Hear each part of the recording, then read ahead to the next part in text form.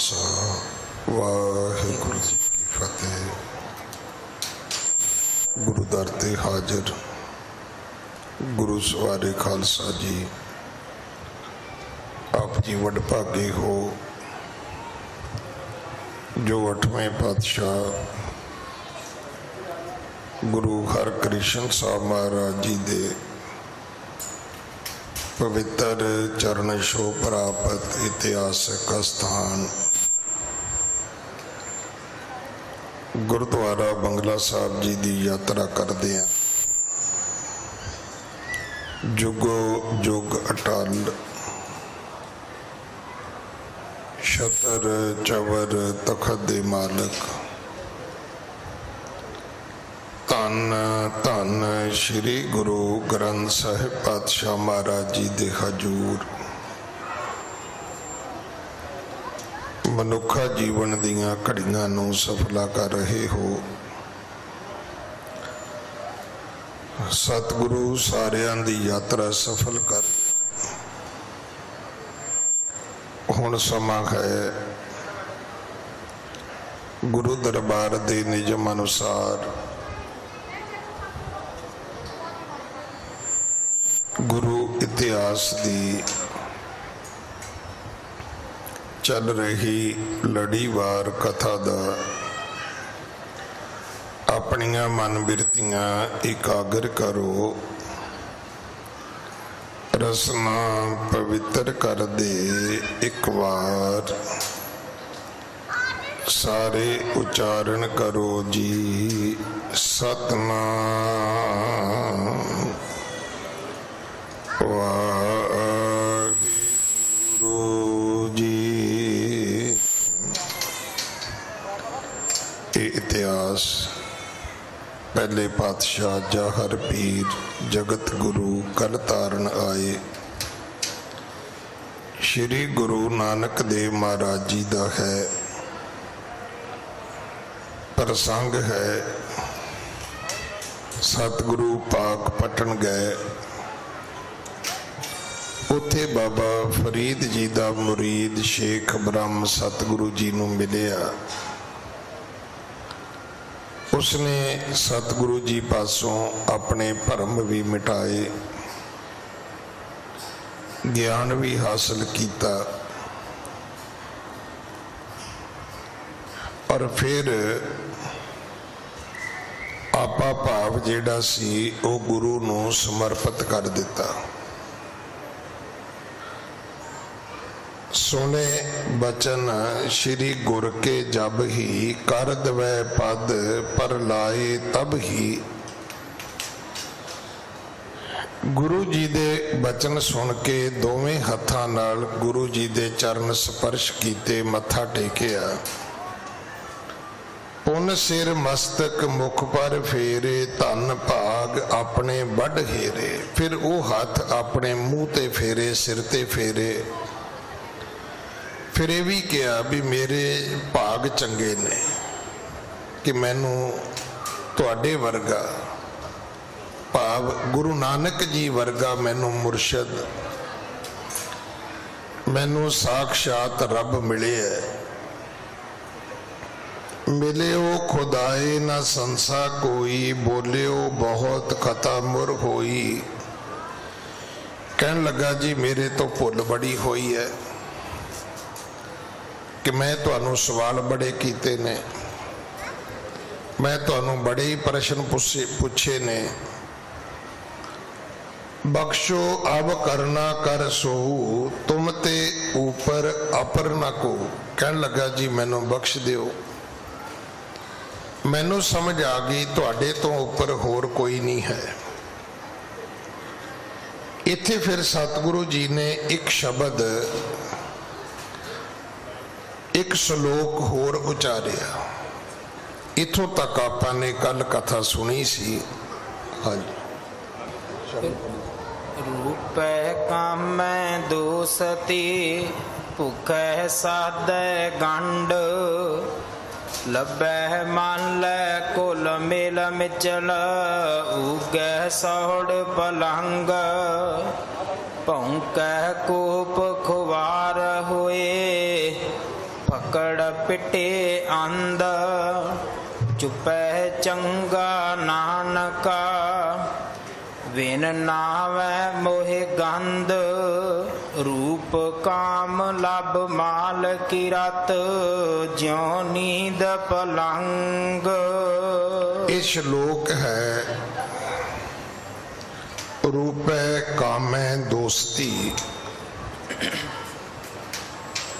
ਜਿਹੜੇ ਰੂਪ ਵਾਲੇ ਲੋਕ ਹੁੰਦੇ ਨੇ, ਕਾਮ ਵਾਲੇ ਲੋਕ ਹੁੰਦੇ ਨੇ, ਉਹਨਾਂ ਦੀ ਆਪਸ ਵਿੱਚ ਦੋਸਤੀ ਹੋਇਆ ਕਰਦੀ ਹੈ। ਭੁੱਖੇ ਸਾਦੇ ਗੰਢ, ਭੁੱਖੇ ਆਦਮੀ ਨੂੰ ਸਵਾਦਾਂ ਨਾਲ ਪਿਆਰ ਹੁੰਦਾ ਹੈ। ਲੱਭੈ ਮਾਲੈ ਘੁਲ ਮਿਲ ਮਿਚਲ ਊਂਘੈ ਸੌੜ ਪਲੰਗ। ਜਿਹੜੇ ਲਾਲਚੀ ਹੁੰਦੇ ਨੇ ਉਹਨਾਂ ਨੂੰ ਧਨ ਨਾਲ ਪਿਆਰ ਹੁੰਦਾ। ਜਿਹੜੇ ਊਂਘੇ ਹੁੰਦੇ ਨੇ ਉਹਨਾਂ ਨੂੰ ਪਲੰਗ ਨਾਲ ਬੜਾ ਪਿਆਰ ਹੁੰਦਾ। ਕਈ ਵੇਖਿਆ ਆਦਮੀ ਤੁਸੀਂ ਬੜੇ ਸੋਤਲ ਹੁੰਦੇ ਨੇ, ਔਰ ਇੱਕ ਵੱਖਰੀ ਰੱਬ ਨੇ ਇੱਕ ਕੈਟਾਗਰੀ ਪੈਦਾ ਕੀਤੀ ਹੈ ਔਰ ਸਾਰੀ ਦੁਨੀਆ ਵਿੱਚ ਹੈ। ਮਤਲਬ ਆਮ ਆਦਮੀ ਦੇ ਸੌਣ ਦੀ ਮੈਂ ਗੱਲ ਨਹੀਂ ਕਰਦਾ। ਉਹ ਆਦਮੀ ਜਿਹਨੂੰ ਤੁਸੀਂ ਖਾਣ ਦਾ ਲਾਲਚ ਦਿਓ, ਫਿਲਮ ਵੇਖਣ ਦਾ ਲਾਲਚ ਦਿਓ, ਘੁੰਮਣ ਫਿਰਨ ਦਾ ਲਾਲਚ ਦਿਓ, ਤੇ ਉਹ ਫਿਰ ਵੀ ਕਵੇ ਨਹੀਂ ਯਾਰ ਇਹ ਕਿਤੇ ਐਤਵਾਰ ਹੁੰਦਾ ਹੈ, ਕਹਿੰਦਾ ਨੀਂਦ ਪੂਰੀ ਕਰਾਂਗੇ, ਉਹਨੂੰ ਕਹਿੰਦੇ ਨੇ ਸੋਤਲ। ਐਵੇਂ ਅੱਧਾ ਘੰਟਾ ਅੱਖ ਲਾਉਣ ਵਾਲਾ ਸੋਤਲ ਨਹੀਂ ਹੈ। ਜਿਹੜਾ ਤੁਹਾਡੇ ਲਾਲਚ ਛੱਡ ਦੇਵੇ ਤੇ ਕਵੇ ਨਹੀਂ ਮੈਂ ਸੌਣਾ ਹੈ, ਉਹ ਸੋਤਲ ਹੈ, ਜਿਹਨੂੰ ਇੰਨੀ ਨੀਂਦ ਪਿਆਰੀ ਹੈ। ਖਾਣ ਪੀਣ ਦਾ ਵੀ ਇਦਾਂ ਹੀ ਹੈ। ਹੁਣ ਸ਼ਹਿਰਾਂ ਦਾ ਤੇ ਮੈਨੂੰ ਪਤਾ ਨਹੀਂ, ਪਿੰਡਾਂ 'ਚ ਮੈਂ ਵੇਖਿਆ ਵੀ ਸ਼ਾਮ ਨੂੰ ਬੰਦੇ ਨੂੰ ਬੋਤਲ ਵਿਖਾ ਕੇ ਨਾ ਸ਼ਰਾਬ ਦੀ, ਬੰਦੇ ਕਈ ਮੀਲ ਮਗਰ ਤੋਰੀ ਜਾਂਦੇ ਹੁੰਦੇ ਸੀ ਤੇ ਕੰਮ ਕਰਾਈ ਜਾਣਾ ਉਹਦੇ ਕੋਲੋਂ, ਕਿਉਂਕਿ ਉਹ ਪੀਣ ਦਾ ਲਾਲਚੀ, ਉਹ ਜਾਏਗਾ ਹੀ ਨਹੀਂ ਕਿਤੇ। ਖਾਣ ਦਾ ਲਾਲਚ, ਸੌਣ ਦਾ ਲਾਲਚ, ਇਸ ਕਾਮ ਦਾ ਲਾਲਚ ਜਿਹੜਾ ਹੈ, ਜਿਵੇਂ ਇਦਾਂ ਦੇ ਲਾਲਚੀ ਲੋਕ ਹੁੰਦੇ ਨੇ, ਇਹ ਸਤਿਗੁਰੂ ਦੀ ਬਾਣੀ 'ਚ ਲਿਖਿਆ ਹੈ ਔਰ ਇਹਦੇ ਵਿੱਚ ਕੋਈ ਅਤ ਕਥਨੀ ਨਹੀਂ ਹੈ। ਕਈ ਵਾਰੀ ਸਾਡੀ ਗਲਤੀ ਕੀ ਹੈ ਕਿ ਜਦੋਂ ਅਸੀਂ ਦੋ ਜਣੇ ਗੱਲ ਕਰਦੇ ਹਾਂ ਤੇ ਅਸੀਂ ਸੋਚਦੇ ਵੀ ਸਾਹਮਣੇ ਵਾਲਾ ਬੰਦਾ ਮੈਨੂੰ ਕਹਿ ਰਿਹਾ। ਨਹੀਂ, ਜਦੋਂ ਜਰਨਲ ਗੱਲ ਕਰੋ ਨਾ ਉਦੋਂ ਆਪਣੇ ਤੇ ਲਾਗੂ ਨਾ ਕਰਿਆ ਕਰੋ। ਉਦੋਂ ਅਰਥ ਹੁੰਦਾ ਵੀ ਆਪਾਂ ਸਾਰਿਆਂ ਦੀ ਗੱਲ ਕਰ ਰਹੇ, ਉਹਦੇ 'ਚ ਆਪਾਂ ਵੀ ਆ ਸਕਦੇ ਹਾਂ, ਉਹਦੇ 'ਚ ਕੋਈ ਹੋਰ ਵੀ ਆ ਸਕਦਾ। ਫਿਰ ਗੁੱਸਾ ਕਿਉਂ ਕਰਨਾ ਹੈ? ਫਿਰ ਗੁੱਸਾ ਨਹੀਂ ਕਰਨਾ ਚਾਹੀਦਾ। ਜਦੋਂ ਗੱਲ ਕਰੋ ਤੇ ਗੱਲ ਤੋਂ ਭਾਵ ਹੈ ਮੰਥਨ ਕਰਨਾ। ਰੂਪ ਕਾਮ ਲਬ ਮਾਲ ਕੀ ਰਤ ਜਿਉ ਨੀਂਦ ਪਲੰਗ ਤਿਉ ਭਗਤਨ ਕੀ ਹੈ ਸਦਾ ਹਰ ਚਰਚਾ ਕੇ ਸੰਗ। ਉੱਥੇ ਫਿਰ ਇਸ ਗੱਲ ਦਾ ਜ਼ਿਕਰ ਕੀਤਾ ਹੈ। ਹੁਣ ਵੇਖੋ ਤਸ਼ਬੀਹਾਂ ਕਿਹੜੀਆਂ ਨੇ। ਤਸ਼ਬੀਹਾਂ ਤਿੰਨੇ ਹੀ ਚੰਗੀਆਂ ਨਹੀਂ ਹੈ। ਸੌਣ ਵਾਲੇ ਬੰਦੇ ਦੀ ਗੱਲ ਕਰਨੀ, ਕਾਮੀ ਬੰਦੇ ਦੀ ਗੱਲ ਕਰਨੀ, 24 ਘੰਟੇ ਸਵਾਦੂ ਬੰਦੇ ਦੀ, ਜਿਹੜਾ ਲਾਲਚ ਖਾਣ ਪੀਣ ਦਾ ਕਰੇ, ਉਹਦੀ ਗੱਲ ਕਰਨੀ। ਹੁਣ ਇਹ ਜਿਹੜੀਆਂ ਤਿੰਨੇ ਹੀ ਗੱਲਾਂ ਨੇ, ਇਹ ਤਿੰਨੇ ਹੀ ਗੱਲਾਂ ਜਿਹੜੀਆਂ ਨੇ, ਇਹ ਕੋਈ ਬਹੁਤੀਆਂ ਤੁਸੀਂ ਕਹੋਗੇ ਵੀ ਇਹ ਕਿਹੜੀਆਂ ਸੋਹਣੀਆਂ ਉਦਾਹਰਨਾਂ ਦਿੱਤੀਆਂ ਨੇ। ਨਹੀਂ, ਇਹ ਉਦਾਹਰਨਾਂ ਸਤਿਗੁਰੂ ਨੇ ਇਸ ਕਰਕੇ ਦਿੱਤੀਆਂ ਨੇ ਕਿ ਤੁਹਾਡੀ ਔਰ ਮੇਰੀ ਜ਼ਿੰਦਗੀ ਨਾਲ ਸੰਬੰਧਿਤ ਨੇ, ਤੁਹਾਡੀ ਔਰ ਮੇਰੀ ਜ਼ਿੰਦਗੀ ਦੇ ਬੜੀਆਂ ਨੇੜੇ ਨੇ। ਤੋ ਇਹਦੇ ਵਿੱਚ ਆਉਂਦਾ ਹੈ ਕਿ ਰੂਪ ਕਾਮ ਲੱਭ ਮਾਲ ਕੀ ਰਤ ਜਿਉ ਨੀਂਦ ਪਲੰਗ। ਸੁੱਤੇ ਬੰਦੇ ਨੂੰ ਤਾਂ ਮੰਜੀ ਚਾਹੀਦੀ, ਸੌਣ ਵਾਲੇ ਸੋਤਲ ਨੂੰ। ਲਾਲਚੀ ਬੰਦੇ ਨੂੰ ਧਨ ਚਾਹੀਦਾ, ਤੇ ਜਿਹੜਾ ਬੰਦਾ ਕਾਮੀ ਹੈ ਉਹਨੂੰ ਰੂਪ ਚਾਹੀਦਾ।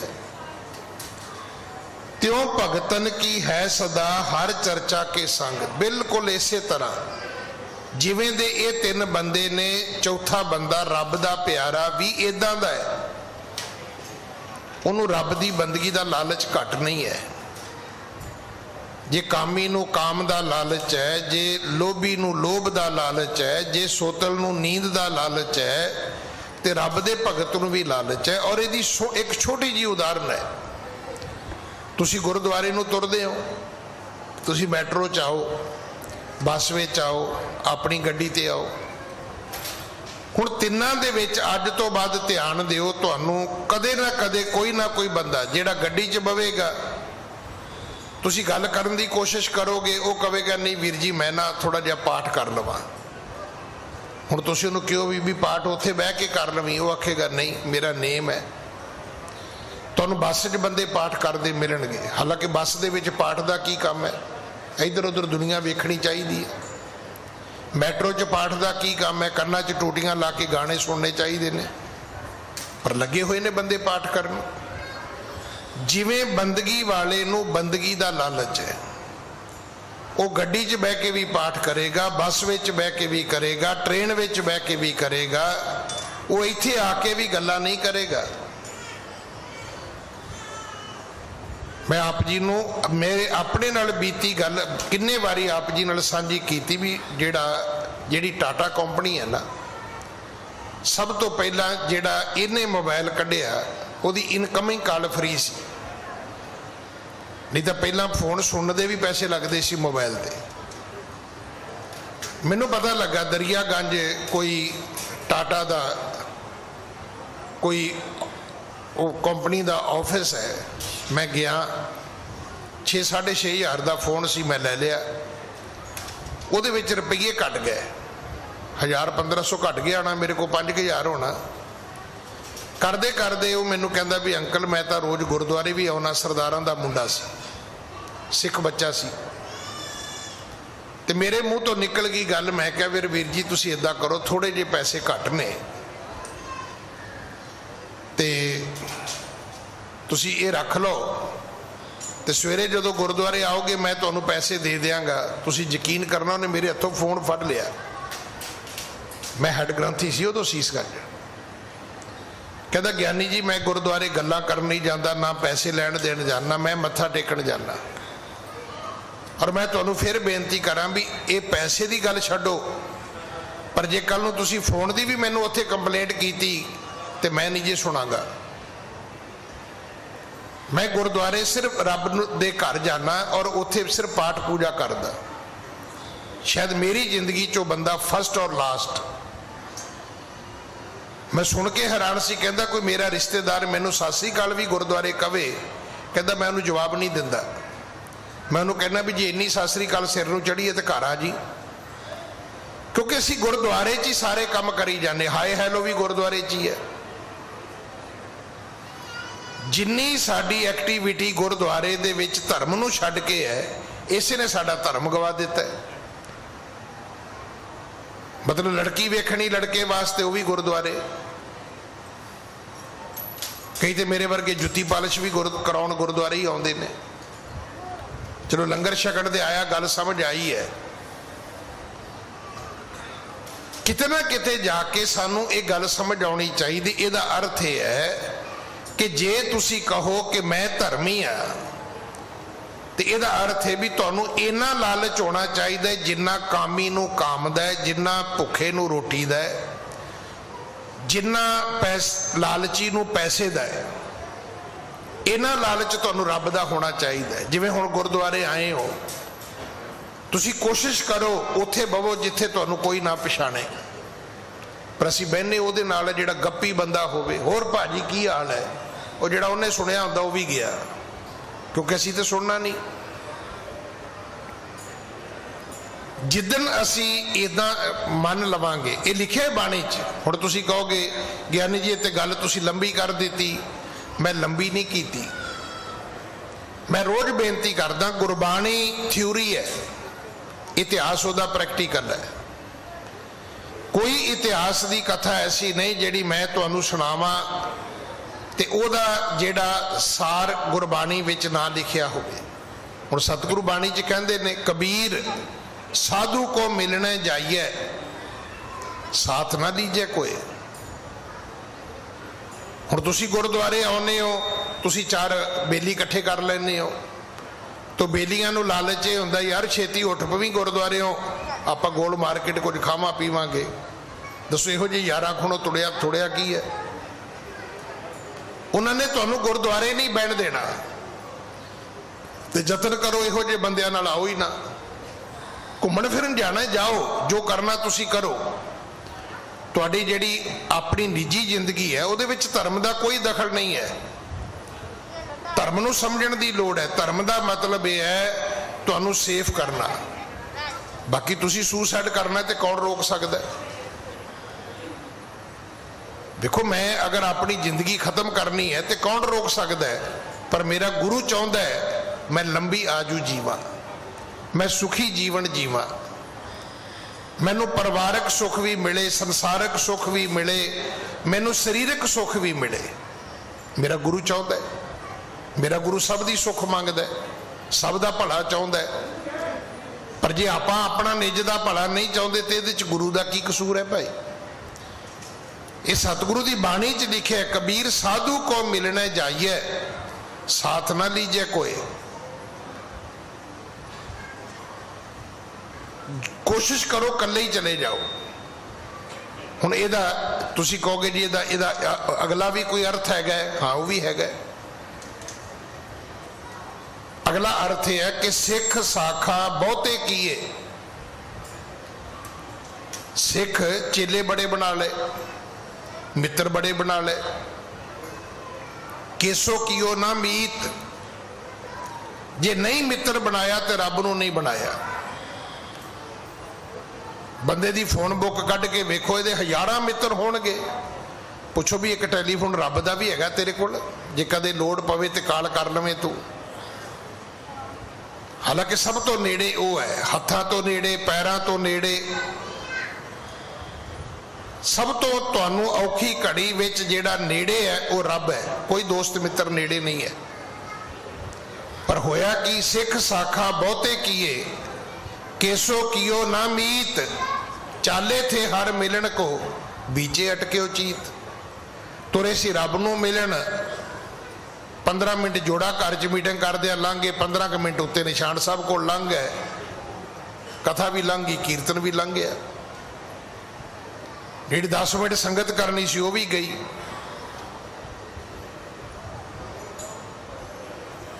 ਜਿੰਨਾ ਟਾਈਮ ਇਨਵੈਸਟ ਹੋ ਰਿਹਾ ਹੈ, ਤੁਸੀਂ ਉਹ ਗੁਰਦੁਆਰੇ ਆਏ ਹੋ, ਮੈਂ ਕਹਿੰਦਾ ਵੀ ਜਿਹੜਾ ਬੰਦਾ ਕਨਾਟ ਪਲੇਸ ਤੋਂ ਵੀ ਉੱਠ ਕੇ ਆਇਆ ਨਾ, ਅੱਧਾ ਘੰਟਾ ਉਹਨੇ ਵੀ ਲਾਇਆ। 15 ਮਿੰਟ ਤੇ ਗੱਡੀ ਖੜੀ ਕਰਨ ਤੇ ਲੱਗਦੇ ਨੇ। ਤੁਸੀਂ ਅੱਧਾ ਘੰਟਾ ਲਾਇਆ ਗੁਰਦੁਆਰੇ ਆਉਣ ਲੱਗਿਆ, ਪਰ ਗੁਰਦੁਆਰੇ ਵਿੱਚ ਅੱਧਾ ਮਿੰਟ ਨਹੀਂ ਲਾਇਆ। ਤੇ ਜੇ ਕਿਤੇ ਬਹਿ ਗਏ ਭੁੱਲ ਭੁਲੇਖੇ ਤੇ ਇਹਨੇ ਨੂੰ ਕੋਈ ਨਾ ਕੋਈ ਗੱਪੀ ਟੱਕਰ ਜਾਏਗਾ ਤੁਹਾਨੂੰ, ਚੱਲ ਬਈ ਬਾਹਰ ਚੱਲ। ਨਹੀਂ ਤੇ ਸਭ ਤੋਂ ਵੱਡੀ ਮੁਸੀਬਤ ਤੁਸੀਂ ਜੇਬ 'ਚ ਪਾ ਕੇ ਤੁਰੇ ਫਿਰਦੇ ਹੋ, ਟੈਲੀਫੋਨ ਆ ਜਾਏਗਾ, ਆਓ ਜੀ ਬਾਹਰ ਆ ਜਾਓ ਜੀ। ਆਪਣੀ ਜ਼ਿੰਦਗੀ 'ਚ ਇੱਕ ਫੈਸਲਾ ਕਰ ਲਓ ਕਿ ਜੇ 2 ਘੰਟੇ ਰਸਤੇ ਵਿੱਚ ਲਾਉਣੇ ਨੇ ਤੇ ਅੱਧਾ ਘੰਟਾ ਗੁਰਦੁਆਰੇ ਵੀ ਲਾਉਣਾ ਹੈ। ਉਦੋਂ ਬਾਅਦ ਤੁਸੀਂ ਆਪਣੀ ਜ਼ਿੰਦਗੀ ਦਾ ਪਰਿਵਰਤਨ ਵੇਖ ਲੈਣਾ। ਤੁਸੀਂ ਆਪਣੀ ਜ਼ਿੰਦਗੀ 'ਚ ਖੁਦ ਚੇਂਜ ਵੇਖੋਗੇ, ਬਦਲਾਓ ਵੇਖੋਗੇ। ਕਿਵੇਂ?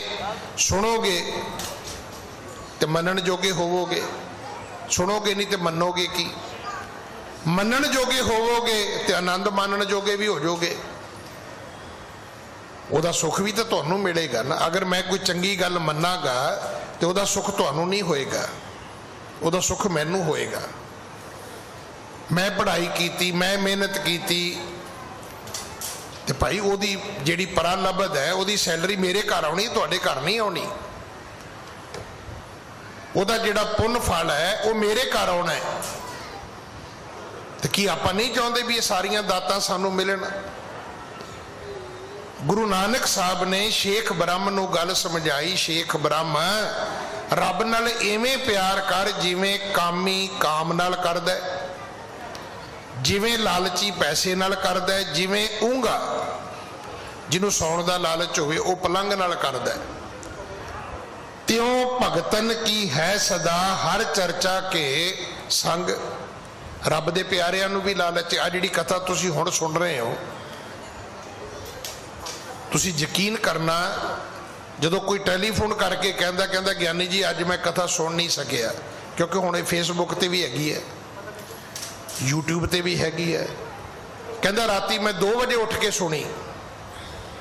हुण ये की है? ये लालच नहीं तो होर की? राती 2 बजे कुछ कथा सुनने का टाइम है? नहीं, लालच का कोई टाइम नहीं हुंदा।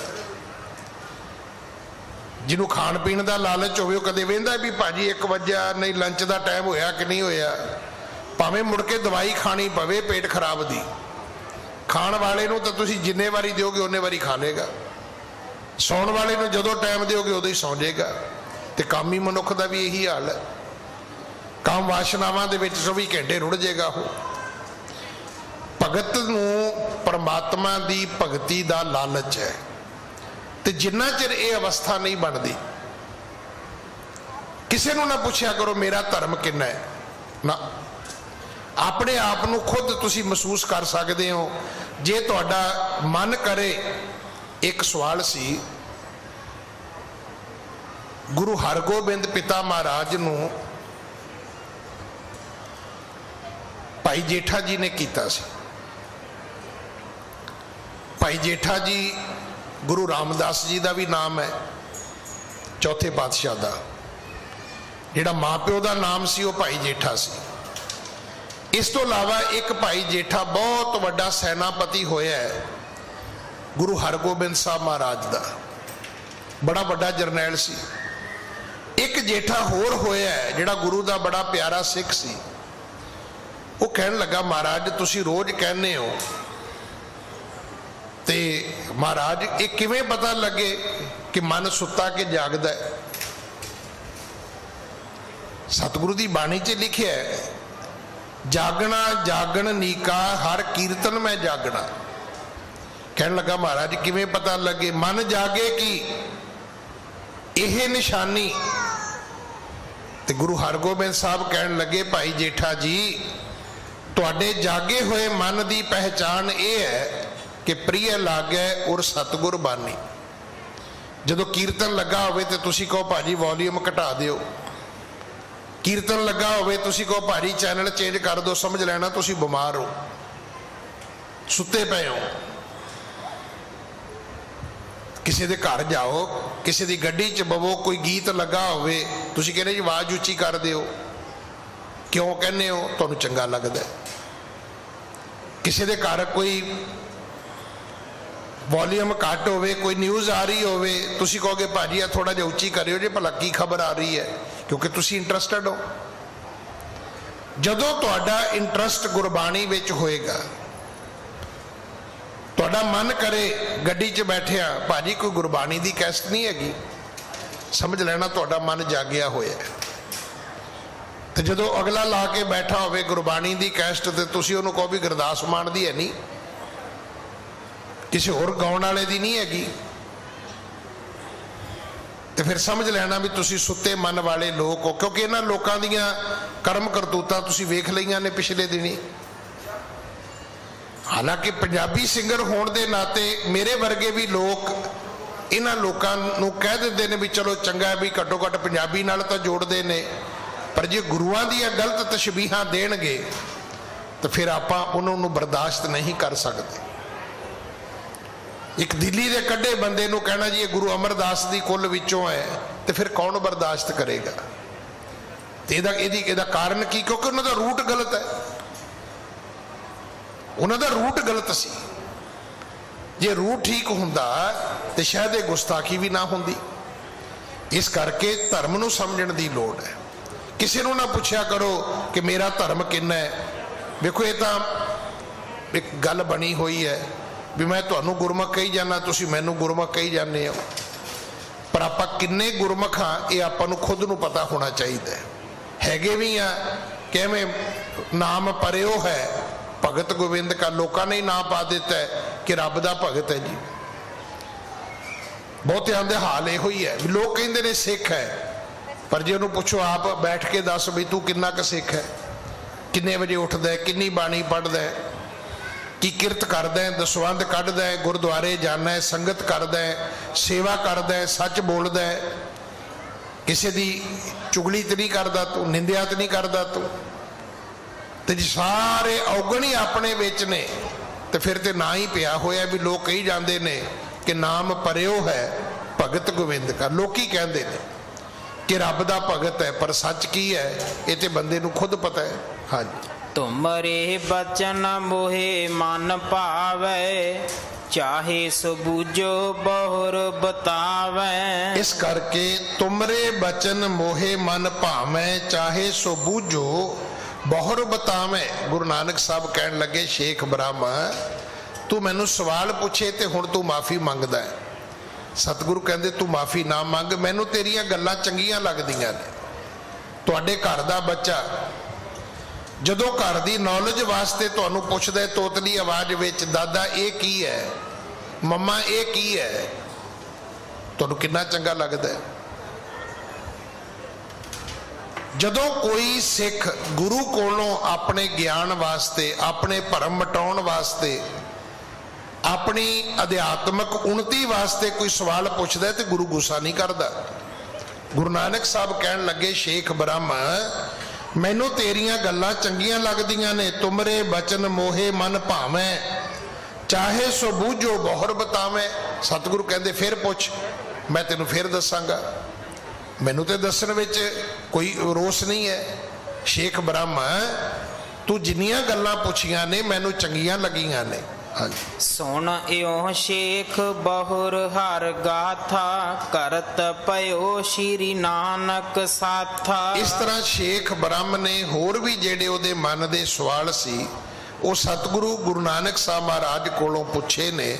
ਹਾਂਜੀ। ਅਹੈ ਸ਼ਲੋਕ ਗ੍ਰੰਥ ਜੀ ਮਾਹੀ, ਕਥਾ ਵੱਡਨ ਤੇ ਬਰਨੇ ਨਾਹੀ। ਜਿਹੜੇ ਸ਼ਲੋਕਾਂ ਦੇ ਅਰਥ ਜਾਂ ਭਾਵ ਸ਼ੇਖ ਬ੍ਰਹਮ ਨੇ, ਕਿਉਂਕਿ ਉਹਦੇ ਕੋਲੇ ਬਾਬੇ ਫਰੀਦ ਦੀ ਬਾਣੀ ਮੌਜੂਦ ਸੀ, ਜਿਹੜੇ ਉਹਨੇ ਸ਼ਲੋਕ ਪੁੱਛੇ ਨੇ ਜਾਂ ਅਰਥ ਪੁੱਛੇ ਨੇ, ਕਵੀ ਜੀ ਕਹਿੰਦੇ ਗ੍ਰੰਥ ਵੀ ਵੱਡਾ ਹੋ ਜਾਏਗਾ, ਕਥਾ ਵੀ ਲੰਬੀ ਹੋ ਜਾਏਗੀ।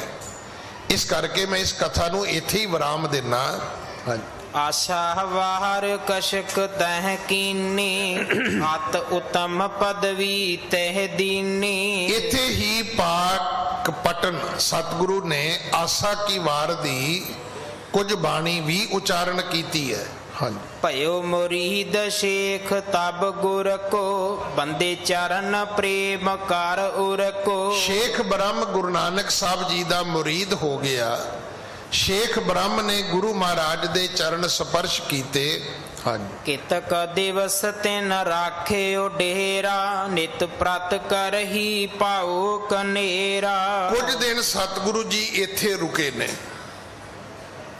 ਔਰ ਜਿੰਨੇ ਦਿਨ ਸਤਿਗੁਰੂ ਰੁਕੇ ਨੇ, ਸ਼ੇਖ ਬ੍ਰਹਮ ਦੋਵੇਂ ਸਮੇਂ ਆ ਕੇ ਸਤਿਗੁਰੂ ਜੀ ਦੀ ਆ ਕੇ ਸੇਵਾ ਕਰਦਾ ਸੀ। ਸਤਿਗੁਰੂ ਪਿਤਾ ਮਹਾਰਾਜ ਜੀ ਦੀ ਟਹਿਲ ਕਮਾਉਂਦਾ ਸੀ। ਬਹੁਰੋ ਵਿਦਾ ਹੋਏ ਬਰਿਆਈ, ਕੀਨ ਪਿਆਨ ਸ਼੍ਰੀ ਜਗ ਸਾਈ। ਇੱਥੋਂ ਫਿਰ ਸਤਿਗੁਰੂ ਜੀ ਅੱਗੇ ਵਿਦਾ ਹੋਏ ਨੇ। ਬੁਰਿਆਈ ਤੋਂ ਅਰਥ ਹੈ ਜ਼ੋਰ ਨਾਲ। ਸ਼ੇਖ ਬ੍ਰਹਮ ਕਹਿੰਦਾ ਸੀ ਮੈਂ ਜਾਣ ਹੀ ਨਹੀਂ ਦੇਣਾ, ਮੈਨੂੰ ਤੇ ਮਸਾਂ ਰੱਬ ਮਿਲਿਆ, ਮੈਂ ਕਿਵੇਂ ਮੁੜ ਕੇ ਵਿਰਵਾ ਹੋ ਜਾਵਾਂ, ਤੁਸੀਂ ਮੇਰੇ ਕੋਲ ਰਹੋ, ਮੈਂ ਤੁਹਾਡੀ ਸੇਵਾ ਕਰਾਂਗਾ। ਅਬ ਜੋ ਹੋਵੇ ਕਥਾ ਅਗਾਰੀ, ਭਾਖੋ ਅਗਲੇ ਧਿਆਓ ਮਜਾਰੀ। ਅਗਲੀ ਕਥਾ ਅਗਲੇ ਅਧਿਆਏ ਦੇ ਵਿੱਚ ਆਪ ਜੀ ਸਰਵਣ ਕਰੋ। ਹਾਂਜੀ। ਸਰਬ ਰਸਨ ਤੇ ਰਸ ਭਲਾ, ਸਾਧ ਲੈ ਜੇ ਕੋਏ। ਸਾਰੀ ਜਿਹੜੇ ਰਸ ਨੇ ਉਹਨਾਂ ਰਸਾਂ ਦੇ ਵਿੱਚ ਭਲਾ ਰਸ ਹੈ। ਦੁਨੀਆ ਦੇ ਵਿੱਚ ਬੜੇ ਰਸ ਨੇ, ਰਸ ਸੋਇਨਾ, ਰਸ ਰੂਪਾ ਕਾਮਣ, ਰਸ ਪਰਮਲ ਕੀ ਵਾਸ, ਰਸ ਘੋੜੇ, ਰਸ ਸੇਜਾ ਮੰਦਰ, ਰਸ ਮਿੱਠਾ, ਰਸ ਮਾਸ। ਹੁਣ ਮਿੱਠਾ ਕਿੱਡਾ ਵੱਡਾ ਰਸ ਹੈ। ਇਹ ਜਾਣਦਿਆਂ ਹੋਇਆ ਵੀ ਮੇਰੀ ਸ਼ੂਗਰ 400 ਹੈ, ਬੰਦੇ ਫੇਰ ਖਾਈ ਜਾਂਦੇ ਨੇ। ਸੋਇਨੇ ਦਾ ਕਿੱਡਾ ਵੱਡਾ ਰਸ ਹੈ। ਇਹ ਜਾਣਦਿਆਂ ਹੋਇਆਂ ਕਿ ਇਹਦੇ ਨਾਲ ਜਾਨ ਜੋਖਮ ਦੇ ਵਿੱਚ ਪੈ ਸਕਦੀ ਹੈ, ਪਰ ਫਿਰ ਵੀ ਕਿਲੋਆਂ ਦੇ ਕਿਲੋ ਲੋਕ ਗਲ ਚ ਪਾਈ ਫਿਰਦੇ ਨੇ। ਇੱਥੇ ਵੀ ਇੱਕ ਵੀਰ ਆਉਂਦਾ ਹੈ, ਮੈਂ ਕਿਤੇ ਨੂੰ ਪੁੱਛ ਹੀ ਲਿਆ, ਮੈਂ ਕਿਹਾ ਜੀ ਕਿੰਨਾ ਕੁ ਹੋਏਗਾ। ਹੁਣ ਵੀ ਥੋੜਾ ਚਿਰ ਪਹਿਲਾਂ ਰਹਿ ਰਾਸ ਦੇ ਪਾਠ ਵੇਲੇ ਪਿੱਛੇ ਬੈਠਾ ਸੀ, ਉਹ ਵਿਖਾਉਣ ਲਈ ਫਿਰ ਉਹ ਸਾਰੇ ਬਟਨ ਵੀ ਖੋਲ ਲੈਂਦਾ, ਉਹ ਝੱਗੇ ਦੇ ਬਟਨ ਵੀ ਨਹੀਂ ਬੰਦ ਕਰਦਾ। फतेहपुरी जो जाईदा सी ना तो कॉर्नर ते ड्राई फ्रूट की दुकान सी। ये गल मैं थानू 91 की सुना रहा। जो मैं दिल्ली आया सरदार जी हुंदे सी बड़ा सोना पा के बहंदे सी। उन्होंने अपने किसी दोस्त सिपाही ने उन्होंने सिर्फ सोने पिछे मर्डर कर दिता। हालांकि सोना उहदे बंदे दे काम नहीं आया। और बंदियां नाल रलिया, पुल तो छाल मारी, थल्ले लत्त टुट गई, अगों फड़िया गया। पर यह जानदियां होया कि सोना तुहाडी जिंदगी दी एक जोखम है। अज तुसीं वेख लो सोने का रेट की है, पर कोई हटदा है सोना पाउणों? कोई नहीं हटदा। सोने का एक रस है, रस सोना, जां इहो कह लईए दुनिया के रसां विच पहला रस है ही सोने का है। दूजा रूपा कामन, दूजा चांदी का रस है। फिर लोग चांदी इकट्ठी करते हैं। तीजा इस्त्री का रस है। रस रूपा, रस सोना, रस रूपा कामन, रस परमल की वास। जिहड़ी परमल की सुगंधी है, देखो 150 रुपये का परफ्यूम लैके लाने वाले लोग आपां नूं की पता है कि इत्थे किन्ने किन्ने $100 का परफ्यूम आउंदा है। हजारां हजारां डॉलरां दे परफ्यूम आउंदे ने जिन्हों सेंट कहने आपां। ये परमल की वास है। किन्ने किन्ने महंगे पाउडर आउंदे ने, किन्ने किन्ने महंगे साबण आउंदे ने, किन्नियां किन्नियां महंगियां ये सुगंधी वालियां चीज़ां आउंदियां ने। ये परमल की वास भी एक रस है। रस घोड़े, अज जिन्हां गड्डियां ते तुसीं सफर करदे घोड़े ही ने।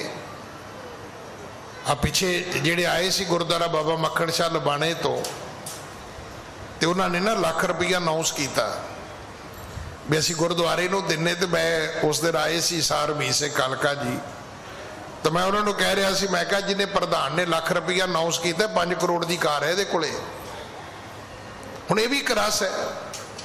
आना जाना तो मारुति 800 ते भी हो सकता है, पर 5 करोड़ की कार ये भी एक रस है। मैं यदी विरोधता नहीं कर रहा, मैनू खिमा करना। मेरी अज की कथा का चैप्टर ये नहीं है कि ये चीज़ां क्यों ने तुहाडे कोल, रब दिंदा। मैं तो पिछले दिन ये भी कथा साझी की भी जिन्हों रब दवे उन्होंने वरतना भी चाहिए। जे रब दिंदा है तो वरतना भी चाहिए, सूमपुना नहीं करना चाहिए। नहीं तो बहुतात विच दुनिया के मैं एक आप जी को बेनती करा, लोगों को रब ने दिता है पर वो जी गुरबाणी की पंक्ति बहुत भावपूरत है। और जे नोट कर लो, मैनू भी ये अर्थ बड़ी देर बाद समझ आए कि सूमै धन राखण को दिया, मुगद कहे धन मेरा। कहते रब ने सूम नूं दिते पैसे, कंजूस नूं 50 करोड़ देता, 100 करोड़ देता, 200 करोड़ 400 करोड़ देता, ते दिते कंजूस नूं जिन्हें वरतने नहीं सी। पर कहते एडा मूर्ख सारी उम्र ही लोगों को कहता रहा मेरे पैसे ने, भी तेरे ने तो कोई 2 करोड़ खर्च के विखा। जब समझ आ गए होण, नहीं तो मैं फिर बोलदा। सूमै धन राखण को दिया, कहते रब ने सूम नूं पैसे दिते सी भी संभाल के रखी, गवामी ना, चोर चोरी ना करे, कोई हेरा फेरी ना करे। तो उन्हें भी की कीता, उन्हें भी लॉकर लै लैके तिजोरियां बना बना के अंदर रखे, धूप बत्तियां कीतियां। वरतन लिए नहीं दिता रब ने, राखण को दिया। राखण का अर्थ संभालने वास्ते। सूमे धन राखण को दिया ते मुगत कहे धन मेरा। ते सतगुरु कहते एडा पागल बंदा लोगों को कहता रहा मेरे को कई 100 करोड़ है। जे कई 100 करोड़ है तो 4 कपड़े सुहा के विखा दे। नहीं, हुक्म नहीं है उन्होंने। कोई चंगी गड्डी ते सफर करके विखा दे, नहीं उन्होंने हुक्म ही नहीं है। बहुती दुनिया वो है जिन्होंने रब ने दिता है सिर्फ संभालने वास्ते दिता है, खर्चण वास्ते नहीं दिता। इत्थे रस घोड़े, रस सेजा मंदिर, रस मिठा, रस मास, इते रस शरीर के कह घट नाम निवास। जहाँ को रस हर रस है आयो, सो अन रस नाही लपटायो। सर्ब रसन ते रस भला, साध लए जे कोय। ਸਾਰੀ ਦੁਨੀਆ ਦੇ ਰਸਾਂ ਵਿੱਚੋਂ ਜਿਹੜਾ ਸਵਾਦਿਸ਼ਟ ਰਸ ਹੈ ਉਹ ਰੱਬ ਦਾ ਹੈ। ਬਾਬੇ ਫਰੀਦ ਨੇ ਦੱਸਿਆ, ਸ਼ੱਕਰ ਖੰਡ ਨਵਾਤ ਗੁੜ ਮਾਖਿਓ ਮਾਝਾ ਦੁੱਧ ਸਭੇ ਵਸਤੂ ਮਿੱਠੀਆਂ ਰੱਬ ਨਾ ਪੁੱਜਣ ਤੁਧ। ਹਾਂਜੀ। ਸ਼੍ਰੀ ਗੁਰਮੁਖ ਦੇ ਨਾਮ ਸੁਣ ਜਪੈ ਸਦਾ ਸੁਖ ਹੋਏ। ਗੁਰੂ ਦੇ ਮੁਖ ਤੋਂ ਜੇ ਨਾਮ ਸੁਣਿਆ ਜਾਏ ਤੇ ਜਪਣਾ ਚਾਹੀਦਾ ਹੈ। ਜੇ ਗੁਰੂ ਤੁਹਾਨੂੰ ਨਾਮ ਬਖਸ਼ਦਾ ਹੈ, ਜੇ ਗੁਰੂ ਆਪਣੇ ਮੁਖ ਤੋਂ ਕਹਿੰਦਾ ਹੈ ਕਿ ਸਿੱਖਾ ਬਾਣੀ ਪੜਿਆ ਕਰ ਤੇ ਪੜਨੀ ਚਾਹੀਦੀ ਹੈ, ਕੀ ਹੋਏਗਾ? ਸੁਖ ਹੋਏਗਾ। ਹੁਣ ਆਪਾਂ ਸਾਰੇ ਕਹਿੰਦੇ ਜੀ ਮੈਂ ਦੁਖੀ ਆ, ਤੇ ਕੋਈ ਬੰਦਾ ਹੈ ਜਿਹੜਾ ਕਵੇ ਮੈਂ ਬਾਣੀ ਪੜਨ ਕਰਕੇ ਦੁਖੀ ਆ?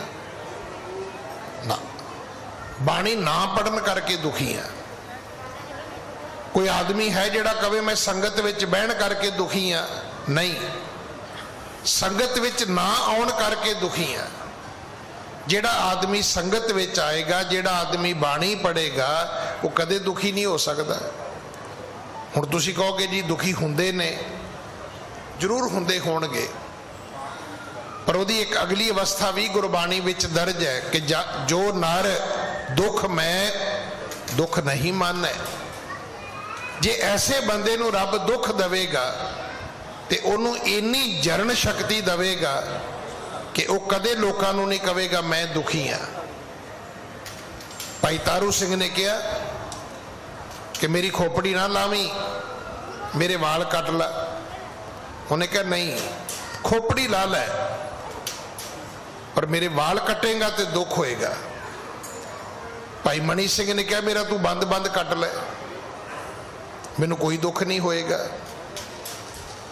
ਦੁੱਖ ਇੱਕ ਅਵਸਥਾ ਹੈ, ਦੁੱਖ ਇੱਕ ਸਟੇਜ ਹੈ, ਸੁਖ ਵੀ ਇੱਕ ਸਟੇਜ ਹੈ। ਇਹ ਜਿਹੜੀਆਂ ਦੁੱਖ ਤੇ ਸੁਖ ਜਿਹੜੇ ਦੋ ਸ਼ਬਦ ਨੇ ਨਾ, ਇਹ ਜੇ ਬਾਜ਼ਾਰ ਚੋਂ ਮਿਲਦੇ ਹੁੰਦੇ ਤੇ ਅਮੀਰਾਂ ਨੇ ਖਰੀਦ ਕੇ ਰੱਖ ਲੈਣੇ ਸੀ ਤੇ ਗਰੀਬਾਂ ਨੇ ਰਹਿ ਜਾਣਾ ਸੀ। ਇਹ ਸਟੇਜਾਂ ਨੇ, ਇਹ ਅਵਸਥਾਵਾਂ ਨੇ। ਕਈ ਬੰਦੇ ਸੁਖ ਵਿੱਚ ਵੀ ਸੁਖੀ ਨਹੀਂ, ਕਈ ਦੁੱਖ ਵਿੱਚ ਵੀ ਦੁਖੀ ਨਹੀਂ। ਕਈਆਂ ਦੇ ਘਰਾਂ 'ਚ ਸਭ ਕੁਝ ਫਿਰ ਵੀ ਰੋਈ ਜਾਂਦੇ ਨੇ, ਕਈਆਂ ਦੇ ਘਰ ਵਿੱਚ ਕੁਝ ਵੀ ਨਹੀਂ, ਪਰ ਤੁਹਾਨੂੰ ਮਿਲਣਗੇ ਰੂਹ ਖੁਸ਼ ਹੋ ਜਾਏਗੀ, ਤੁਹਾਡੀ ਮਨ ਪ੍ਰਸੰਨ ਹੋ ਜਾਏਗਾ ਕਿ ਬੰਦੇ ਦੇ ਕੋਲ ਹੈ ਤਾਂ ਕੁਝ ਨਹੀਂ, ਪਰ ਮਿਲ ਕੇ ਅੱਜ ਆਨੰਦ ਬਹੁਤ ਆਇਆ। ਰੱਬ ਨੇ ਉਹਨੂੰ ਅਵਸਥਾ ਹੀ ਐਸੀ ਦਿੱਤੀ ਹੈ। ਪਰ ਇਹ ਬਾਣੀ ਪੜਨ ਤੋਂ ਬਣੇਗੀ, ਤੁਹਾਡੀ ਸੇਵਾ ਕਰਨ ਤੋਂ ਬਣੇਗੀ। ਹਾਂਜੀ।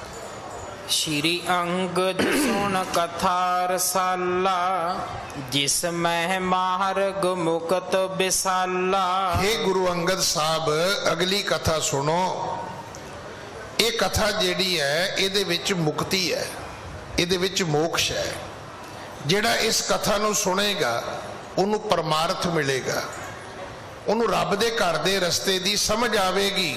ਹਾਂਜੀ। ਦੀਨ ਬੰਦ ਕੀਨੋ ਪ੍ਰਸਥਾਨਾ ਜਹਾਂ ਦੇਸ਼ ਬਗਦਾਦ ਮਹਾਨਾ। ਸਤਿਗੁਰੂ ਗੁਰੂ ਨਾਨਕ ਸਾਹਿਬ ਚੱਲਦੇ ਚੱਲਦੇ ਬਗਦਾਦ ਪਹੁੰਚੇ ਨੇ। ਹਾਂਜੀ। ਦਸਤਗੀਰ ਤਹਿਰ ਰਹੇ ਸਭ ਨਾਰਦ ਕਰੇ ਹੀ। ਚੱਲਦੇ ਚੱਲਦੇ ਸਤਿਗੁਰੂ ਬਗਦਾਦ ਗਏ। ਬਗਦਾਦ ਦੇ ਵਿੱਚ ਇੱਕ ਪੀਰ ਹੈ, ਉਹਦਾ ਨਾਂ ਹੈ ਦਸਤਗੀਰ। ਬੜੀ ਦੁਨੀਆ ਉਸ ਨੂੰ ਮੰਨਦੀ ਹੈ। ਉਥੋਂ ਦੇ ਬਗਦਾਦ ਦੇ ਤਕਰੀਬਨ ਸਾਰੇ ਲੋਕ ਜਿਹੜੇ ਨੇ ਪੀਰ ਦਸਤਗੀਰ ਦੇ ਮੁਰੀਦ ਨੇ, ਚੇਲੇ ਨੇ, ਮੰਨਣ ਵਾਲੇ ਨੇ, ਉਹਦੇ ਫਾਲੋਅਰ ਨੇ। ਹਾਂਜੀ। ਆਏ ਅਸ ਬਿਖੇ ਰਹਿਤ ਦਿਨ ਰਾਤੀ ਤਿਸ ਮੈਂ ਅਜਮਤ ਵੱਡ ਬਖਿਆਤੀ। ਅਸਲ ਵਿੱਚ ਜਿਹੜਾ ਪੀਰ ਦਸਤਗੀਰ ਸੀ, ਕਹਿੰਦੇ ਉਹਦੇ ਵਿੱਚ ਕਰਾਮਾਤਾਂ ਬਹੁਤ ਸੀ, ਉਹਦੇ ਵਿੱਚ ਸ਼ਕਤੀਆਂ ਸੀ, ਉਹ ਸ਼ਕਤੀਆਂ ਵਿਖਾਉਂਦਾ ਸੀ। ਲੋਕ ਉਹਦੀਆਂ ਸ਼ਕਤੀਆਂ ਤੋਂ ਪ੍ਰਭਾਵਿਤ ਸੀ, ਲੋਕ ਉਹਨੂੰ ਮੰਨਦੇ ਸੀ ਤੇ ਸਭ ਲੋਕ ਉਹਦੇ ਕਹਿਣੇ ਵਿੱਚ ਰਹਿੰਦੇ ਸੀ।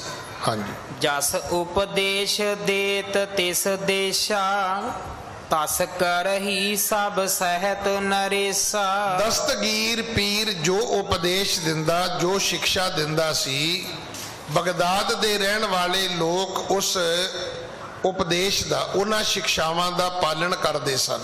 ਹਾਂਜੀ। ਜਾਂ ਕੇ ਬਹੁਤ ਮੁਰੀਦ ਅਗਾਰੀ ਸੇਵੈ ਸਦ ਆਇਸ ਅਨਸਾਰੀ। ਇਸ ਪੀਰ ਦਸਤਗੀਰ ਦੇ ਮੁਰੀਦ ਬੜੇ ਸਨ ਤੇ ਜਿਹੜੇ ਮੁਰੀਦ ਸਨ ਉਹ ਵੀ ਤਨ ਮਨ ਧਨ ਕਰਕੇ ਆਪਣੇ ਪੀਰ ਦਸਤਗੀਰ ਨੂੰ ਸਮਰਪਿਤ ਸਨ, ਉਹਦੀ ਆਗਿਆ ਦੇ ਵਿੱਚ ਰਹਿੰਦੇ, ਉਹਦੀ ਆਗਿਆ ਦਾ ਪਾਲਣ ਕਰਦੇ ਸਨ। ਹਾਂਜੀ। ਤੇਹ ਕੋ ਮਾਨ ਹਰਨ ਗੁਣ ਖਾਨੀ ਪ੍ਰਾਪਤ ਭਏ ਜਹਾਂ ਰਜਤਾਨੀ। ਉਹਨਾਂ ਦੇ ਮਾਣ ਤੇ ਹੰਕਾਰ ਨੂੰ ਮਟਾਉਣ ਵਾਸਤੇ ਜਗਤ ਗੁਰੂ ਗੁਰੂ ਨਾਨਕ ਸਾਹਿਬ ਬਗਦਾਦ ਗਏ ਸਨ। ਕਿਉਂ ਗਏ ਬਗਦਾਦ? ਕਿਉਂਕਿ ਪੀਰ ਦਸਤਗੀਰ ਦੇ ਵਿੱਚ ਮਾਣ ਬੜਾ ਸੀ ਕਿ ਮੇਰੇ ਤੋਂ ਵੱਡਾ ਪੀਰ ਕੋਈ ਨਹੀਂ ਹੋ ਸਕਦਾ ਤੇ ਮੇਰੇ ਤੋਂ ਵਧੀਆ ਕਿਸੇ ਦੇ ਮੁਰੀਦ ਨਹੀਂ ਹੋ ਸਕਦੇ। ਵੀ ਇੱਕ ਬਿਮਾਰੀ ਹੈ। ਜਿਵੇਂ ਤੁਸੀਂ ਕਹਿੰਦੇ ਹੋ ਨਾ ਰੋਗ, ਸ਼ਾਇਦ ਆਪ ਜੀ ਮੰਨਦੇ ਹੋਵੋ ਜਿਹੜੇ ਲੋਕ ਬਿਲਕੁਲ ਫਿਜ਼ੀਕਲੀ ਫਿਟਨੈਸ ਸਰਟੀਫਿਕੇਟ ਚੁੱਕੀ ਫਿਰਦੇ ਨੇ ਨਾ, ਉਹ ਲੋਕ ਵੀ ਬਿਮਾਰ ਹੁੰਦੇ ਨੇ। ਕੋਈ ਬਿਮਾਰੀ ਦਾ ਮਤਲਬ ਇਹ ਨਹੀਂ ਕਿ ਤੁਹਾਨੂੰ ਸ਼ੂਗਰ ਹੋਵੇ, ਬਲੱਡ ਪ੍ਰੈਸ਼ਰ ਹੋਵੇ, ਕੋਈ ਕੈਂਸਰ ਹੋਵੇ, ਕੋਈ ਹੋਰ ਗੋਡਿਆਂ ਮੋਢਿਆਂ ਦਾ ਜੋੜਾਂ ਦਾ ਕੋਈ ਦਰਦ ਹੋਵੇ ਤੇ ਗੈਸ ਦੀ ਪ੍ਰੋਬਲਮ ਹੋਵੇ, ਗਠੀਆ ਹੋਵੇ ਤੇ ਬੰਦਾ ਬਿਮਾਰ ਹੈ। ਨਹੀਂ, ਹੰਕਾਰ ਵੀ ਬਹੁਤ ਵੱਡੀ ਬਿਮਾਰੀ ਹੈ। ਜਦੋਂ ਵੀ ਸਿਰ ਆਪਸ ਵਿੱਚ ਭਿੜਦੇ ਨੇ ਸਿਰਫ ਹੰਕਾਰ ਕਰਕੇ ਭਿੜਦੇ ਨੇ, ਨਹੀਂ ਤਾਂ ਰੱਬ ਨੇ ਸਿਰ ਜੋੜਨ ਲਈ ਬਣਾਏ ਨੇ, ਤੋੜਨ ਲਈ ਨਹੀਂ ਬਣਾਏ। ਜਦੋਂ ਇੱਕ ਡੰਡਾ ਦੂਜੇ ਦੇ ਸਿਰ 'ਚ ਮਾਰੋਗੇ ਤੇ ਤੁਸੀਂ ਇਹ ਕਹਿ ਕੇ ਤੇ ਨਹੀਂ ਮਾਰੋਗੇ ਨਾ ਭਾਈਜਾਨ ਖਿਮਾ ਕਰਨਾ ਮੈਂ ਇੱਕ ਡੰਡਾ ਲਗਾ ਲੂੰ ਆਪਕੇ ਸਿਰ पे ਨਾ। ਕਦੇ ਨਿਮਰਤਾ ਨਾਲ ਵੀ ਡੰਡਾ ਵੱਜੇਗਾ। ਡੰਡਾ ਤੇ ਉਦੋਂ ਵੱਜਣਾ ਹੈ ਪਹਿਲਾਂ ਜ਼ਬਾਨ ਗੰਦੀ ਹੋਣੀ ਹੈ, ਦਿਮਾਗ ਫਿਰਨਾ ਹੈ, ਫਿਰ ਡੰਡਾ ਮਾਰੋਗੇ ਸਿਰ 'ਚ ਅਗਲੇ ਦਾ ਸਿਰ ਪਾੜ ਕੇ, ਫਿਰ ਤੁਸੀਂ ਇਹ ਕਹੋਗੇ ਵੀ ਕੱਲਾ ਸਿਰ ਹੀ ਪਾਟਾ ਹੈ, ਲੱਤਾਂ ਬਾਹਾਂ ਤੇ ਟੁੱਟੀਆਂ ਨਹੀਂ ਇਹਦੀਆਂ।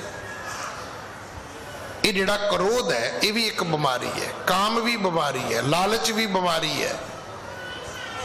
ਇਹ ਜਿਹੜਾ ਦਸਤਗੀਰ ਪੀਰ ਸੀ ਇਹਨੂੰ ਵੀ ਇੱਕ ਰੋਗ ਹੋ ਗਿਆ ਸੀ। ਰੋਗ ਕੀ? ਹੰਕਾਰ। ਔਰ ਧਰਮ ਦੀ ਦੁਨੀਆ ਦੇ ਵਿੱਚ ਇਹ ਸਭ ਤੋਂ ਖਤਰਨਾਕ ਰੋਗ ਹੈ। ਕਿਸੇ ਨੂੰ ਹੰਕਾਰ ਹੋ ਜਾਣਾ ਇਹ ਬੜੀ ਵੱਡੀ ਬਿਮਾਰੀ ਹੈ। ਗੁਰੂ ਨਾਨਕ ਸਾਹਿਬ ਪੀਰ ਦਸਤਗੀਰ ਦਾ ਭਲਾ ਕਰਨ ਗਏ ਨੇ ਕਿ ਉਹਨੇ, ਕਿਉਂਕਿ ਉਹਦੀ ਕਮਾਈ ਸੀ। ਇੰਨੀਆਂ ਕਰਾਮਾਤਾਂ ਵੇਖੋ, ਸਬਜ਼ੀ ਵੇਚ ਕੇ ਤਾਂ ਆਉਂਦੀਆਂ ਨਹੀਂ। ਜੇ ਆਪਾਂ ਕਹੀਏ ਵੀ 2-4 ਖੇਤਾਂ ਨੂੰ ਪਾਣੀ ਲਾ ਲਓ ਤੇ ਕਰਾਮਾਤ ਆ ਜਾਏਗੀ, ਨਹੀਂ। ਪਤਾ ਨਹੀਂ ਕਿੱਡੀ ਕੁ ਭਗਤੀ ਉਹਨੇ ਕੀਤੀ ਹੈ, ਪਰ ਭਗਤੀ ਕਰਨ ਤੋਂ ਬਾਅਦ ਉਹਦਾ ਰਸਤਾ ਗਲਤ ਹੋ ਗਿਆ ਕਿ ਉਹ ਆਪਣੇ ਆਪ ਨੂੰ ਹੀ ਰੱਬ ਸਮਝਣ ਲੱਗ ਗਿਆ ਤੇ ਲੋਕਾਂ ਤੋਂ ਆਪਣੀਆਂ ਗੱਲਾਂ ਮਨਾਉਣ ਲੱਗ ਗਿਆ। ਹਾਂਜੀ।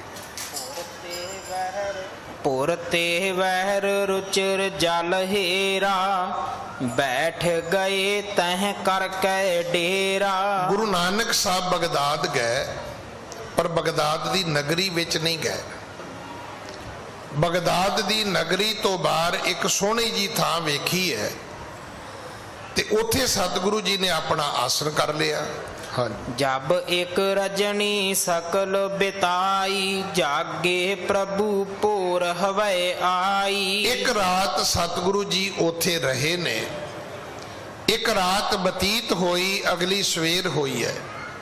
ਜਿਵੇਂ ਹੀ ਅਗਲੇ ਦਿਨ ਦਾ ਅੰਮ੍ਰਿਤ ਵੇਲਾ ਹੋਇਆ ਹੈ, ਹਾਂਜੀ, ਕਰ ਇਸ਼ਨਾਨ ਪੜੀ ਮੁਖ ਬਾਣੀ ਸ਼੍ਰੀ ਕਰਤਾਰ ਸਿਫਤ ਮਹਿਸਾਨੀ। ਸਤਿਗੁਰੂ ਜੀ ਨੇ ਇਸ਼ਨਾਨ ਕੀਤਾ। ਸਤਿਗੁਰੂ ਜੀ ਦੇ ਜਿਹੜੇ ਸਿੱਖ ਸਨ ਉਹਨਾਂ ਨੇ ਵੀ ਕੀਤਾ। ਫਿਰ ਬੈਠ ਗਏ ਬਾਣੀ ਪੜਨ ਵਾਸਤੇ। ਆਖਿਆ ਮਰਦਾਨਿਆਂ ਰਬਾਬ ਵਜਾ। ਉੱਥੇ ਫਿਰ ਸਤਿਗੁਰੂ ਬਾਣੀ ਦਾ ਗਾਇਨ ਕਰਦੇ ਨੇ। ਹਾਂਜੀ। ਲੱਖ ਪਤਾਲ ਲੱਖ ਆਕਾਸ ਜਬ ਇਹ ਸ਼ਬਦ ਪੜਿਓ ਸੁਖ ਰਾਸ। ਬਾਣੀ ਦੇ ਵਿੱਚ ਸ਼ਬਦ ਆਇਆ ਪਤਾਲਾਂ ਪਤਾਲ, ਲੱਖ ਆਗਾਸਾਂ ਆਗਾਸ। ਇਹ ਆਵਾਜ਼ ਜਦੋਂ ਉੱਚੀ ਧੁਨ ਵਿੱਚ ਦੂਰ ਤੱਕ ਸੁਣਾਈ ਦਿੱਤੀ ਹੈ। ਹਾਂਜੀ। ਏਕ ਮੁਰੀਦ ਪੀਰ ਕੋ ਆਇੰ ਹਿਤ ਮਜਨ ਕੇ ਜਲ ਜੇ ਥਾਇੰ। ਜਿੱਥੇ ਸਤਿਗੁਰੂ ਬੈਠੇ ਸਨ ਉੱਥੇ ਲਾਗੇ ਪਾਣੀ ਦਾ ਪ੍ਰਬੰਧ ਸੀ। ਹੁਣ ਕਦੇ ਆਪਾਂ ਇਦਾਂ ਸੋਚਾਂਗੇ ਵੀ ਕਿਤੇ ਗੁਰਬਾਣੀ 'ਚ ਇਤਿਹਾਸ 'ਚ ਇਦਾਂ ਵੀ ਲਿਖਿਆ ਹੈ ਵੀ ਘਰ ਕਿੱਥੇ ਬਣਾਉਣਾ ਚਾਹੀਦਾ, ਰਹਿਣਾ ਕਿੱਥੇ ਚਾਹੀਦਾ? ਤੁਸੀਂ ਵੇਖੋ, ਜਦੋਂ ਵੀ ਸਤਿਗੁਰੂ ਰਹਿੰਦੇ ਨੇ ਕਿਸੇ ਦਰਖਤ ਦੇ ਲਾਗੇ ਰਹਿੰਦੇ ਨੇ ਜਾਂ ਉਹਦੇ ਥੱਲੇ ਰਹਿੰਦੇ ਨੇ। ਜਦੋਂ ਵੀ ਰਹਿੰਦੇ ਨੇ ਉੱਥੇ ਜਾ ਕੇ ਰਹਿੰਦੇ ਨੇ ਜਿੱਥੇ ਪਾਣੀ ਹੋਵੇ। ਤੇ ਅੱਜ ਕਦੇ ਇਸ ਗੱਲ ਦਾ ਆਪਾਂ ਸੋਚਣ ਦਾ ਯਤਨ ਕੀਤਾ ਵੀ ਜਿੱਥੇ ਗ੍ਰੀਨਰੀ ਨਹੀਂ, ਜਿੱਥੇ ਪਾਣੀ ਨਹੀਂ, ਤੇ ਜੇ ਆਪਾਂ ਉੱਥੇ ਜਾ ਕੇ ਰਵਾਂਗੇ ਤੇ ਸਾਡੀ ਜ਼ਿੰਦਗੀ ਦਾ ਹਾਲ ਕੀ ਹੋਏਗਾ? ਕਿਉਂਕਿ ਦੋ ਹੀ ਚੀਜ਼ਾਂ ਚਾਹੀਦੀਆਂ ਨੇ, ਆਬੋ ਹਵਾ। ਪਾਣੀ ਸ਼ੁੱਧ ਹੋਵੇ, ਹਵਾ ਸ਼ੁੱਧ ਹੋਵੇ। ਹਵਾ ਸ਼ੁੱਧ ਕਿਹਨੇ ਕਰਨੀ ਹੈ? ਹਵਾ ਸ਼ੁੱਧ ਹੁੰਦੀ ਹੈ ਦਰਖਤਾਂ ਤੋਂ, ਬ੍ਰਿਕਸ਼ਾਂ ਤੋਂ, ਗ੍ਰੀਨਰੀ ਤੋਂ।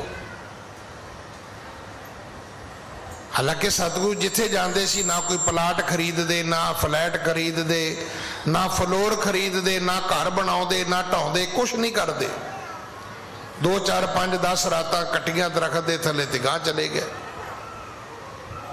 ਜਿੱਥੇ ਸਤਿਗੁਰੂ ਬਾਣੀ ਪੜ੍ਹਦੇ ਨੇ ਉੱਥੇ ਲਾਗੇ ਪਾਣੀ ਸੀ।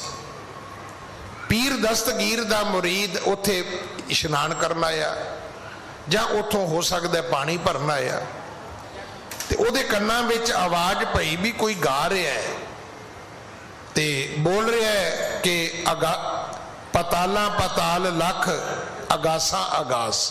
ਹਾਂਜੀ, ਸੁਣਿਓ ਸ਼ਰੋਣ ਮਹਿ ਇਹ ਪਦ ਤਾਹੀ, ਬਿਸਮ ਰਹਿਓ ਆਪਣੇ ਮਨ ਮਾਹੀ। ਹੁਣ ਇਹ ਜਿਹੜਾ ਮੁਰੀਦ ਸੀ ਪੀਰ ਦਸਤਗੀਰ ਦਾ, ਉਹਦਾ ਮਨ ਬੜਾ ਵਿਚਲਿਤ ਹੋਇਆ ਵੀ ਕੁਰਾਨ ਸ਼ਰੀਫ ਕਹਿੰਦੀ ਹੈ ਵੀ 14 ਅਗਾਸ ਨੇ, 14 ਪਤਾਲ ਨੇ।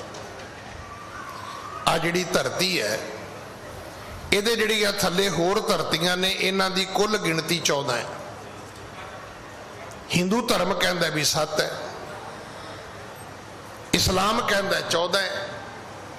ਬਿਲਕੁਲ ਇਸੇ ਤਰ੍ਹਾਂ ਜਿਹੜਾ ਇਸਲਾਮ ਹੈ ਉਹ ਕਹਿੰਦਾ ਜਿਹੜੇ ਉੱਪਰ ਆਕਾਸ਼ ਨੇ ਇਹ 14 ਨੇ।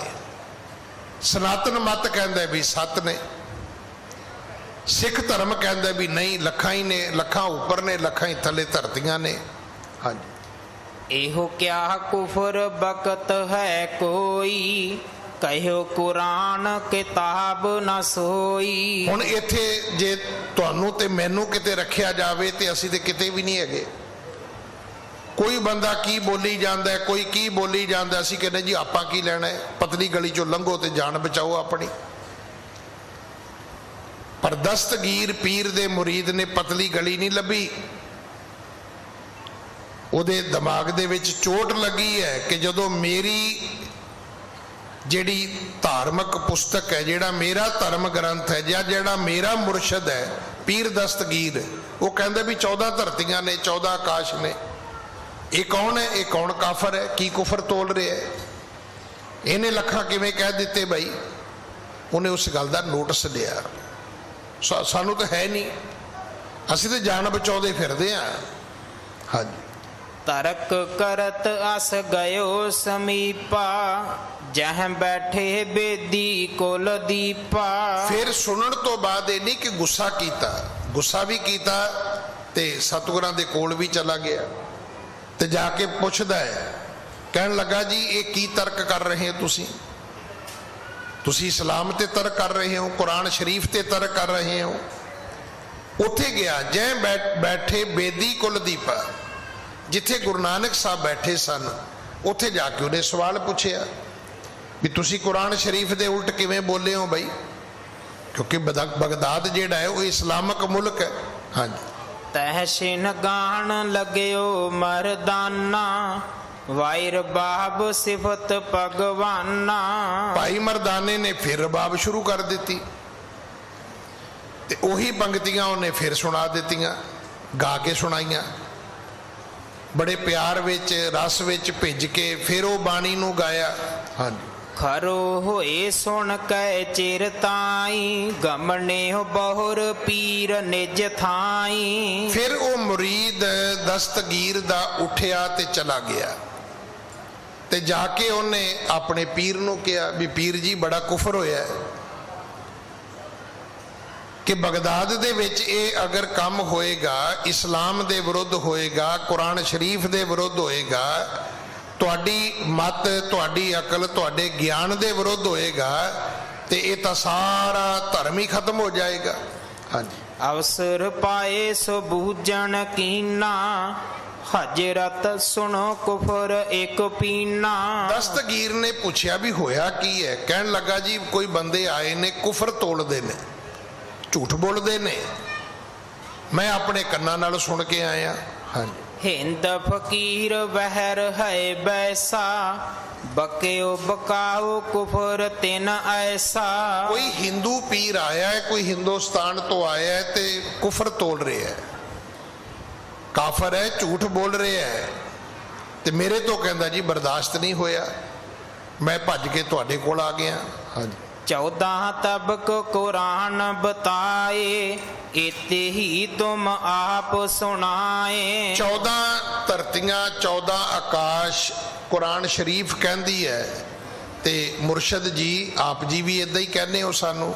ਹਾਂਜੀ। ਤਿਸ ਨਹਿ ਲੱਖ ਆਕਾਸ ਪਤਾਲੇ, ਬਹੁਰ ਨਾ ਔਰਕ ਥਕ ਰਹੇ ਭਾਲੇ। ਕਹਿਣ ਲੱਗਾ ਜੀ ਉਹ ਤੇ ਕਹਿੰਦਾ ਵੀ ਲੱਖਾਂ ਨੇ ਜੀ।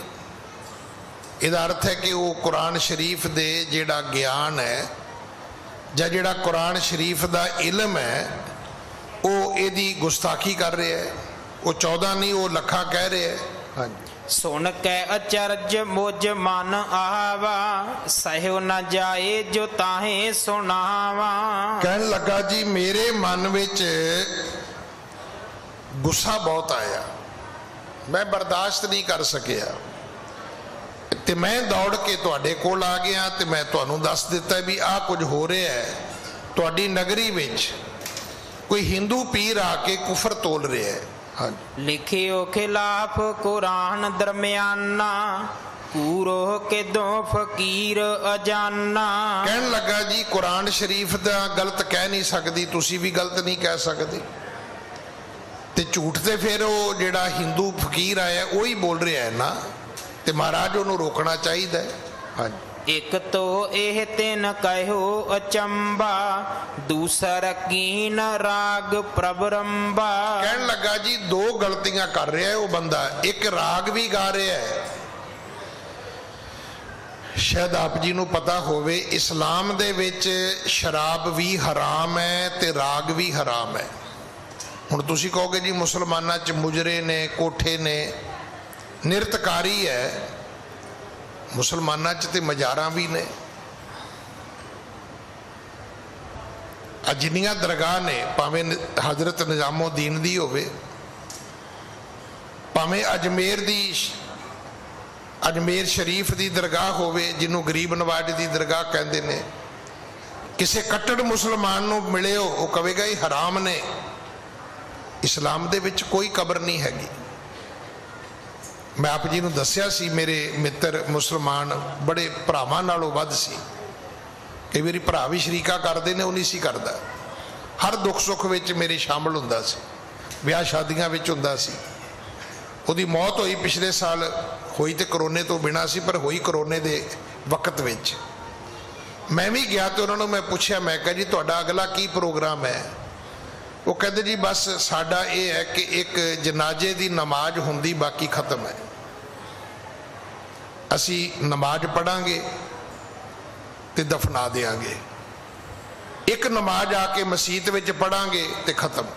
ਕੋਈ ਚੌਥਾ ਨਹੀਂ, ਕੋਈ 13ਵਾਂ ਨਹੀਂ, ਕੋਈ ਦਸਹਿਰਾ ਨਹੀਂ, ਕੋਈ 17ਵੀਂ ਨਹੀਂ, ਕੋਈ ਬਰਸੀ ਨਹੀਂ, ਕੁਛ ਨਹੀਂ। ਇਸਲਾਮ ਦੇ ਵਿੱਚ ਨਹੀਂ ਹੈਗਾ। ਸਾਡੇ ਤੇ ਮਰਨ ਤੋਂ ਪਹਿਲਾਂ ਵੀ ਵਕਤ ਹੁੰਦਾ ਹੈ, ਬੰਦਾ ਹਸਪੀਟਲ 'ਚ ਲੈ ਕੇ ਤੁਰਿਆ ਫਿਰਦਾ ਘਰਦਿਆਂ ਨੂੰ, ਤੇ ਮਰਨ ਤੋਂ ਬਾਅਦ 17 ਦਿਨ ਹੋਰ ਵਕਤ ਪਿਆ ਹੁੰਦਾ ਸਾਨੂੰ, ਤੇ ਜਿਹੜਾ ਨਾ ਉਹਨੂੰ ਪੂਰਾ ਕਰੇ ਉਹਨੂੰ ਸ਼ਰੀਕੇ ਵਾਲੇ ਨਹੀਂ ਜਿਉਣ ਦਿੰਦੇ, ਉਹ ਵਕਤ 'ਚ ਪਾਈ ਰੱਖਦੇ ਨੇ। ਇਸਲਾਮ ਦੇ ਵਿੱਚ ਕਬਰਾਂ ਨਹੀਂ ਹੈਗੀਆਂ। ਇਹ ਜਿਹੜੀਆਂ ਵੀ ਨੇ ਇਹ ਸੂਫੀ ਜਿਹੜਾ ਸੂਫੀਆਨਾ ਜਿਹੜਾ ਇੱਕ ਪੰਥ ਹੈ ਇਸਲਾਮ ਦੇ ਵਿੱਚ, ਇਹ ਉਹਨਾਂ ਦੀਆਂ ਦਰਗਾਹ ਨੇ, ਇਹ ਕੱਟੜ ਮੁਸਲਮਾਨਾਂ ਦੀਆਂ ਨਹੀਂ ਹੈ। ਉਹਨਾਂ ਦੇ ਵਿੱਚ ਰਾਗ ਵੀ ਨਹੀਂ ਹੈਗਾ, ਉਹਨਾਂ 'ਚ ਸੰਗੀਤ ਹੈ। ਜਿਹੜੇ ਮੁਸਲਮਾਨ ਕਵਾਲੀਆਂ ਗਾਉਂਦੇ ਨੇ, ਇਹ ਕੱਟੜ ਮੁਸਲਮਾਨਾਂ ਦੇ ਮੁਤਾਬਕ ਇਹ ਵੀ ਹਰਾਮ ਹੈ, ਉਹ ਨਹੀਂ ਇਹਨੂੰ ਪ੍ਰਵਾਨ ਕਰਦੇ। ਹੁਣ ਤੁਸੀਂ ਵੇਖਿਆ ਹੀ ਉਹ ਜਿਹੜੇ ਅਫਗਾਨਿਸਤਾਨ ਤਾਲਿਬਾਨ ਆਏ ਨੇ, ਹੁਣ ਵੇਖਿਓ ਭਲਾ ਵੀ ਉੱਥੇ ਕੋਈ ਗਾਣਾ ਵਜਾਣਾ ਚੱਲਦਾ ਹੈ? ਉਹਨਾਂ ਨਹੀਂ ਚੱਲਣ ਦੇਣਾ। ਉਹ ਕਹਿੰਦੇ ਹੈ ਹੀ ਨਹੀਂ ਇਸਲਾਮ ਦੇ ਵਿੱਚ। ਹੁਣ ਇਹਨੇ ਜਿਹੜਾ ਮੁਰੀਦ ਹੈ, ਇਹਨੇ ਜਾ ਕੇ ਪੀਰ ਦਸਤਗੀਰ ਨੂੰ ਕਿਹਾ ਵੀ ਦੂਜੀ ਕੰਪਲੇਂਟ ਵੀ ਹੈ ਮੇਰੀ। ਪਹਿਲੀ ਤੇ ਇਹ ਵੀ ਕੁਰਾਨ ਸ਼ਰੀਫ ਦੇ ਉਲਟ ਬੋਲਦੇ ਨੇ, ਤੇ ਦੂਜੀ ਕਹਿਣ ਲੱਗਾ ਜੀ ਉਹ ਤੇ ਰਾਗ ਗਾਉਂਦੇ ਨੇ। ਤੇ ਪੀਰ ਦਸਤਗੀਰ ਨੇ ਕੀ ਕੀਤਾ, ਉਹਨੇ ਸਾਰੇ ਸ਼ਹਿਰ ਦੇ ਲੋਕਾਂ ਨੂੰ ਹੁਕਮ ਦੇ ਦਿੱਤਾ ਕਿ ਪੱਥਰ ਚੁੱਕੋ, ਤੇ ਇਹ ਜਿਹੜੇ ਹਿੰਦੁਸਤਾਨ ਦੇ ਫਕੀਰ ਆਏ ਨੇ ਇਹਨਾਂ ਨੂੰ ਮਾਰ ਦਿੱਤਾ ਜਾਏ। ਇਹ ਹੁਕਮ ਕਰ ਦਿੱਤਾ, ਸੰਗ ਸਾਰ ਤਿਸ ਕਰੀਏ ਜਾਈ, ਸਭ ਚੱਲ ਜਾਹੋ ਨਾ ਲਾਵੋ ਦੇਰਾ, ਆਇਸ ਸਗਰੇ ਨਗਰ ਪਠਾਈ। ਪੂਰੇ ਸ਼ਹਿਰ ਦੇ ਲੋਕਾਂ ਨੂੰ ਕਹਿ ਦਿੱਤਾ ਵੀ ਪੱਥਰ ਚੁੱਕੋ ਤੇ ਪੱਥਰ ਮਾਰ ਮਾਰ ਕੇ ਮਾਰ ਦਿਓ। ਅੱਜ ਸਮਾਂ ਸਮਾਪਤ ਹੈ, ਇਹ ਗਏ ਨੇ ਲੋਕ ਪੱਥਰ ਮਾਰਨ। ਸਤਿਗੁਰੂ ਕਿਰਪਾ ਕਰਨ, ਅਗਲੀ ਕਥਾ ਆਪਾਂ ਕੱਲ ਗੁਰੂ ਕੀ ਗੋਦ ਵਿੱਚ ਬੈਠ ਕੇ ਸੁਣੀਏ। ਭੁੱਲਾਂ ਬਖਸ਼ੋ ਜੀ, ਫਤਿਹ ਬੁਲਾਓ। ਵਾਹਿਗੁਰੂ ਜੀ ਕਾ ਖਾਲਸਾ, ਵਾਹਿਗੁਰੂ ਜੀ ਕੀ ਫਤਿਹ।